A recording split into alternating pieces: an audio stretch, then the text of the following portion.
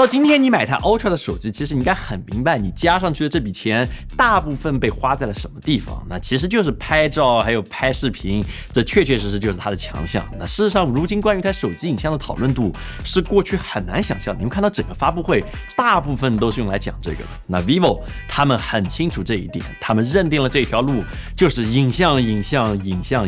动态影像、静态影像，这就是他们走向高端的路。那他们这次在菜单里面加进了一个我觉得很少见的功能，就是空间视频。那为的是什么？为的是他们这个设备，我该怎么叫做 Vision Pro 的这个设备来铺路。但是你可以看到，他们不仅仅满足于2D 影像，3D 影像也在布局。那你在它的身上就可以看到大量 vivo 在影像方面做下的努力。那比如说过去说相机控制按钮 X200 Ultra， 它现在也有了，用下来我感觉就和苹果差不多的感觉。首先它的位置设计确实会更加合理，你只要横过来拿，你的食指自然而然就会放在这个相机控制按键之上。而且它和苹果不一样的是，它不是一个物理的按键，它是依靠振动反馈去提供触感的这么一个按键，但是用起来吧，确实会更加灵敏，然后震动感还是挺强的。那它相比苹果的有个什么优点？很小，但是你可以听一下，就是它可以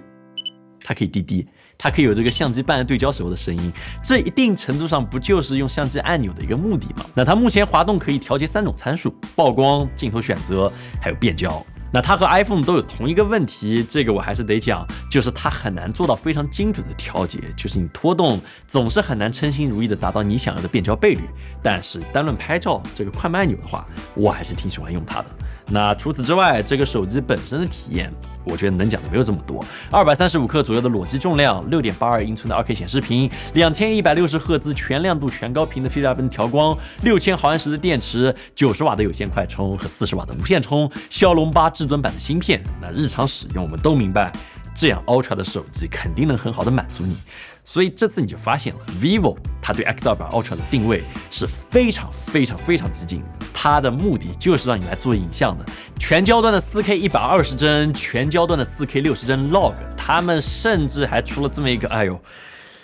我都以为是愚人节玩笑，但是真是一个产品的，就是如果你选择买 1TB 版的这个 vivo X200 Ultra， 你就可以有这么一个模组可以装上去，它可以把你的手机彻底变成一台长焦相机。所以这一期视频，不如我们就来和你专注讲一讲，在2025年的当下，一台国产手机 vivo X200 Ultra 的影像，尤其是加上这么一个大炮之后的这个影像，到底是什么水平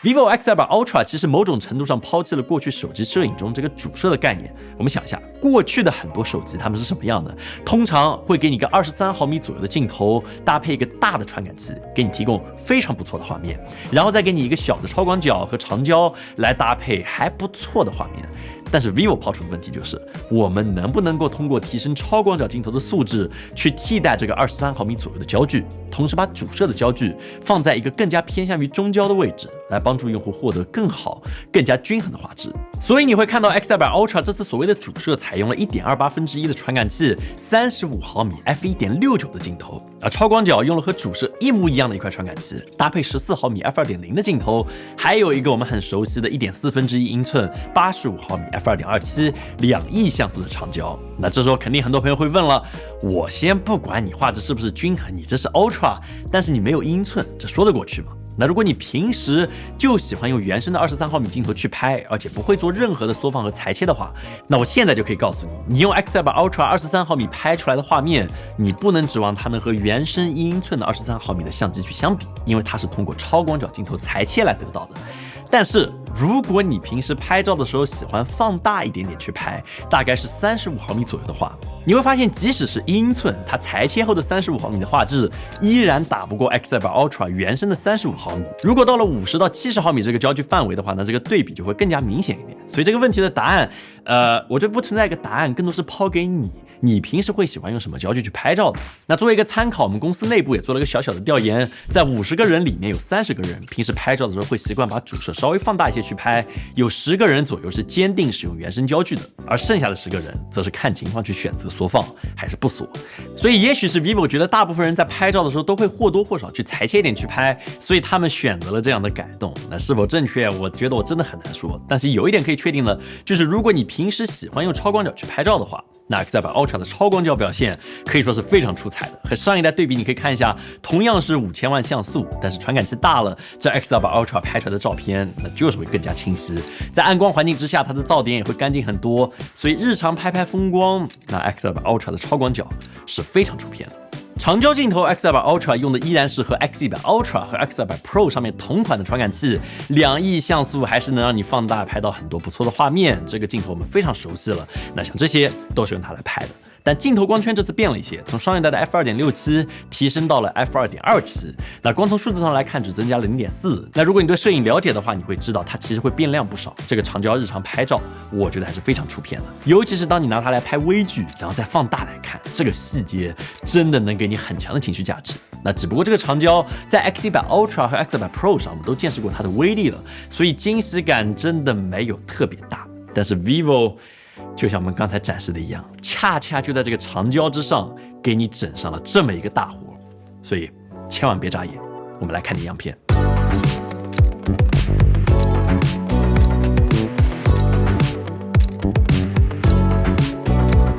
这些都是我们用 vivo 这个 2.35 倍的长焦增距镜拍出来的，装上之后原本等效85毫米的长焦，现在能变成等效200毫米 f2.3 的超级长焦镜头，你也能够继续数字放大到400、800，最高能到1600毫米的焦距，这听着就离谱。那它在200到400这个焦距范围之内，你可以看到，相比直接缩放，它画质的提升是非常显著的，纹理细节那也真的很不一样。那就算你拉到800毫米，甚至所谓的1600毫米，这是裁切出来的，你不去看细节的话，那它画面整体的效果，我觉得也还挺震撼的。和手机的直接缩放比的话，那基本上就不用比。那尤其是当你第一次用它的话，能在一台手机的大屏幕里看到这么远的画面，这个感觉应该还是挺震撼的。那还有一点，原本我以为这么长的焦段应该很晃，然后镜组不牢靠。那事实上 vivo 毕竟是原厂做的，他们做了这么一个卡口，就这个镜头它居然真有一个我不知道叫什么，就 vivo 卡口，然后只要这样嵌进去，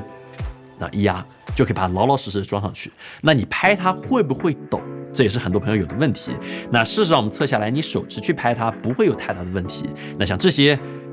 都是纯手持拍摄的画面。那它里面有没有防抖结构，有没有什么通电的结构我也可以告诉你有点遗憾，它没有任何所谓的真正的电子触点，它完全是通过手机的2亿像素的长焦去裁切，再来帮你获得一个稳定的效果。那正因如此，它是不能够再用上传感器的全部像素的，现在只能够拍摄最高800万像素的照片，还有最高4K 60帧的视频，但是它会能够适配这个传感器的防抖，所以整体的一致性会比别的那种第三方的这个配件要好很多。那现在你要问它能不能够来拍摄 log 视频？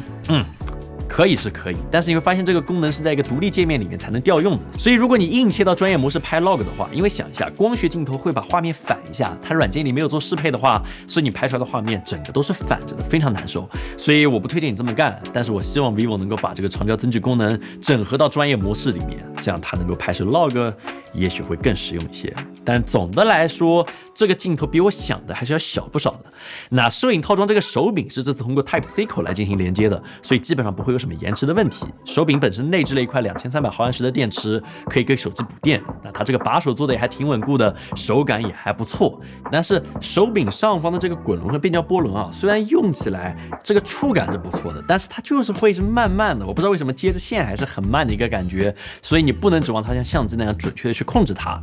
但是虽然不是比烂，但我想给你看另外一个东西，我正好也刚刚收到，这是徕卡的这么一个手机控制手柄。这个手柄你才买多少钱？它卖2000多块钱。这个手柄反正我目前体验下来，那就是相当的不一体化。所以对比下来，还是 vivo 和 PGY-TECH 他们一起做这个套件，一体性会好更多一些。USB 口、1/4螺口、挂绳口，你要的口，它基本上都给你。反正就像 vivo 官方说的那样，这就是一个手机厂商他们所认为打造出来的一台 V 单。就是我不知道为什么这个谐音梗那么搞笑，但这确确实实就是一个手机厂商的思考。无论怎么说，我认为这个创意和把它变成一个量产产品的勇气，还是值得鼓励的。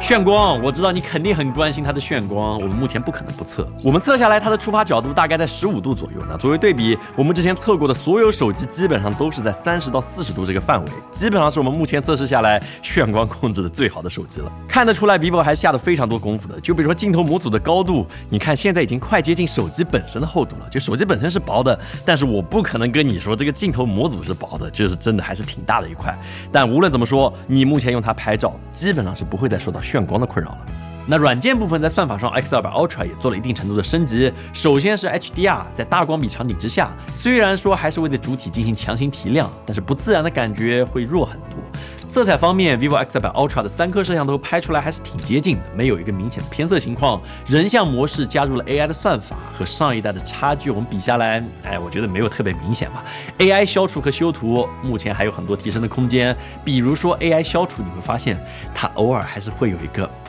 就是我觉得还是挺明显的痕迹，一眼就能够看出来。好，那么讲完拍照 ，X200 Ultra 的视频能力怎么样呢？那之前 vivo 首发了这个 vivo log 这个曲线，我们给了很高的评价。那到了这一代 Ultra 有没有一些变化呢？那答案是有，但我们先来看一些样片。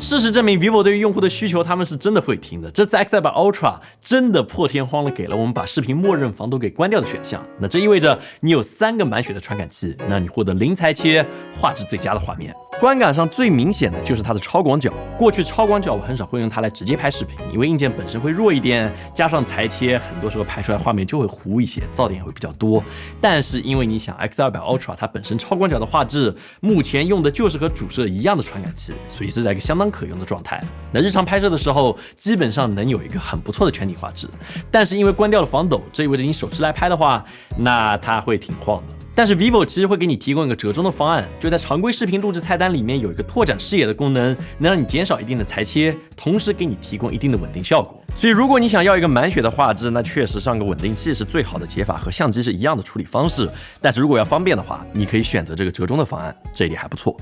Log X200 Ultra 现在全焦段都能够拍摄最高 4K 60帧的 Log 画面。那它的动态范围我们测下来，3个摄像头的可用范围基本上都在13到14档左右，这还是挺厉害的。那日常拍摄能够保留下来非常多的亮度信息，这3个焦段拍出来的画面在宽容度上目前已经非常接近，所以很多时候你可以成组的去拍。那暗光环境呢？这次 X200 Ultra 对噪点的控制，我觉得还是很优秀的。拍摄夜景，画面的暗部不会有难以接受的噪点跳动，那虽说会有一点降噪还有涂抹的痕迹。因为 vivo 默认把降噪设置为了开启，但是不管怎么说，目前在 X200 Ultra 上的 Log， 我觉得已经可以和 iPhone 一较高下了，真的还是挺强的。那除了有一点，它目前还不支持这个 ASIS， 也就是这个专业的色彩管线流程，所以后期调色的时候会麻烦很多。而且官方给的这个 LUT， 我只能说不算好用，第三方的 LUT 也没有很多。就像我说的，其实它目前它的硬件，它的这个 vivo Log 都已经到了这个水平，只是缺一个大佬把这个管线或者一个 LUT 给做出来，给大家分享，这样的话，它的性能就能被真正释放。那不就是亲亲吗？确实啊，那不就是亲亲嘛？亲亲，你来做一个吧。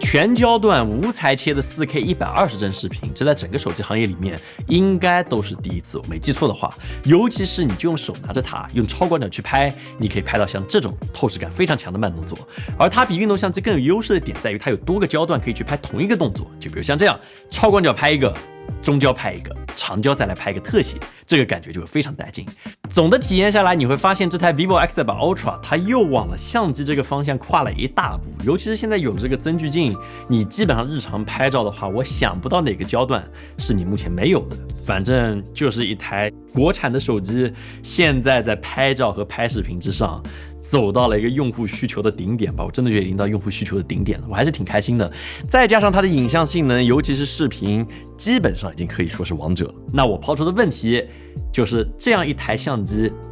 这样一台手机，你怎么定义它？它是一台更像相机的手机，还是一台更像手机的相机？你会想买它吗？反正我个人觉得还是挺有趣的。所以如果你喜欢这个视频的话，请你务必给我们点赞和V3的转发，对我们非常大的帮助。也可以分享给你别的想买这种极特手机或者相机的朋友去看一看，也许他会感兴趣。那么我们下次再见。